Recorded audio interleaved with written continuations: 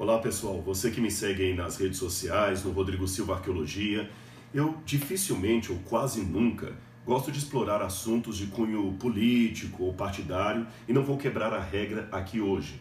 Mas eu sou obrigado a gravar esse vídeo para falar de um assunto que me preocupou muito.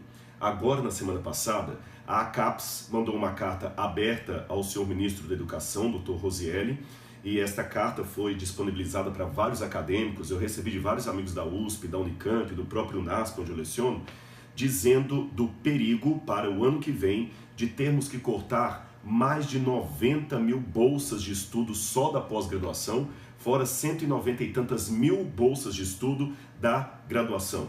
Veja bem, ou da preparação acadêmica. Por quê? O governo está querendo diminuir as verbas para a educação no Brasil. E daí as contas da ACAPES não estarem fechando e o risco de milhares e milhares de alunos de pós-graduação, tanto de mestrado quanto doutorado, terem os seus trabalhos interrompidos por causa desta política do governo.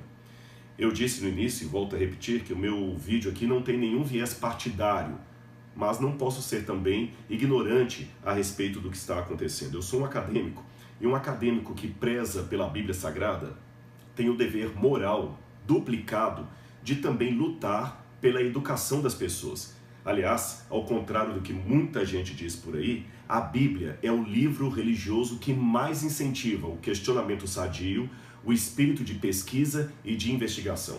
Eu poderia colocar aqui neste vídeo centenas de versos da Bíblia dizendo ou incentivando a pesquisa. Por exemplo, o próprio Deus fala: provai e vede que o Senhor é bom. Esta palavra provai no hebraico significa pesquisai, pesquise com profundidade, pesquise com o coração.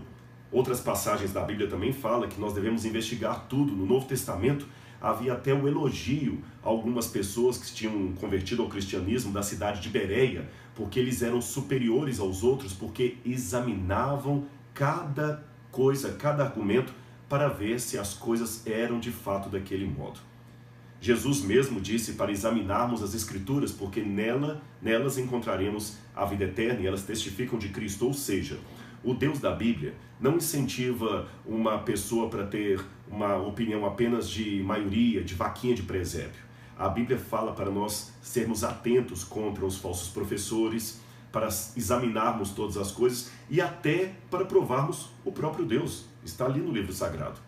Com base nesta filosofia bíblica, eu, como professor cristão, venho a público agora pedir a você o seu apoio para os acadêmicos do Brasil. Não podemos ficar silentes em relação a isso. Não estou incentivando ninguém a ir para as ruas, queimar pneus ou com faixas de protesto e fazer quebra-quebra. Não é por aí. Mas quem sabe fazermos uma revolução pacífica, como aquela que fez Gandhi. Mostrarmos que o Brasil não pode ser conhecido apenas como o país do samba, do futebol, do carnaval, das mulheres bonitas, das praias bonitas.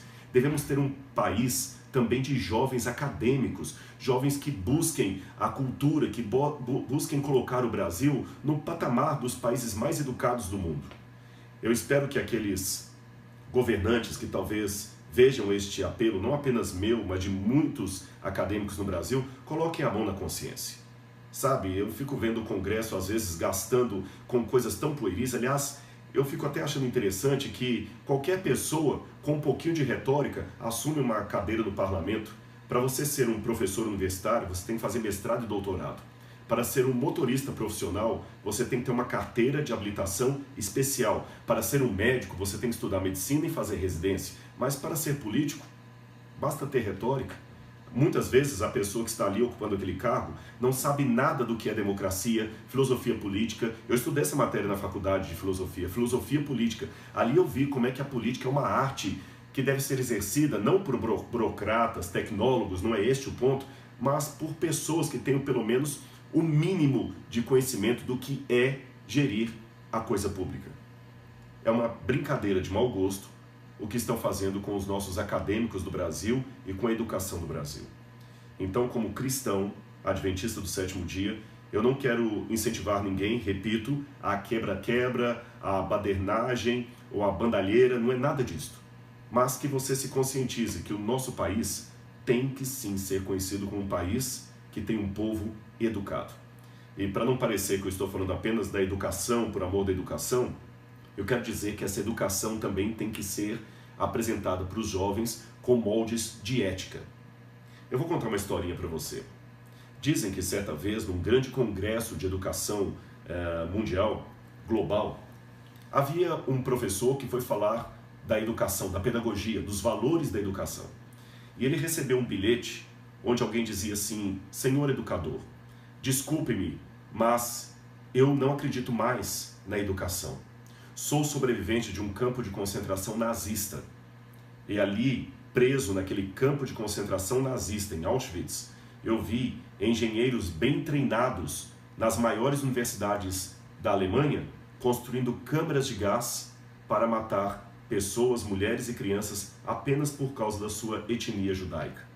Eu vi enfermeiros que tinham os diplomas mais graduados das universidades, não só enfermeiros, como também médicos, aplicando injeção de gasolina em olhos de recém-nascidos apenas para ver se mudavam de cor, produzindo pesquisas bizarras com seres humanos. Eu vi matemáticos fazendo contas de como podiam se livrar logo dos corpos daqueles que eles estavam matando. Vi também jovens universitários ostentando uniformes da SS, da Gestapo, atirando sem piedade em crianças e senhoras de idade. Portanto, eu faço um pedido. Ao falarem de educação, de pedagogia, preocupem-se em formar homens e mulheres com valores morais e éticos para a sociedade, e não apenas monstros com um diploma na parede. Então, para que fique bem claro qual a educação que eu estou defendendo, não é apenas ensinar que 2 mais 2 são 4, mas também ensinar a matemática da solidariedade, que um pão dividido por 2 alimenta 2 pessoas. Ensinar também a ética do respeito pelo outro, a ética pelo respeito dos valores morais, a ética pelo respeito do ser humano. Não é apenas a educação por amor à educação, mas a educação junto com a moralidade e, como faz bem em todo país desenvolvido, uma educação que também preze por aqueles que estão se esforçando para fazerem pesquisa, para terem títulos, não para a glória própria, mas para enobrecer um pouco mais o país onde eles vivem. Eu conheço muitos países ao redor do mundo e já estou cansado de ser conhecido lá fora apenas como o país do futebol. Eu acho que nós poderíamos também ter outros títulos, você não acha? O país da tecnologia, o país do futuro, o país que valoriza a educação do seu povo. Eu espero que Deus possa tocar no coração dos nossos parlamentares e que nós não tenhamos uma triste história de retrocesso no campo da pesquisa e da graduação.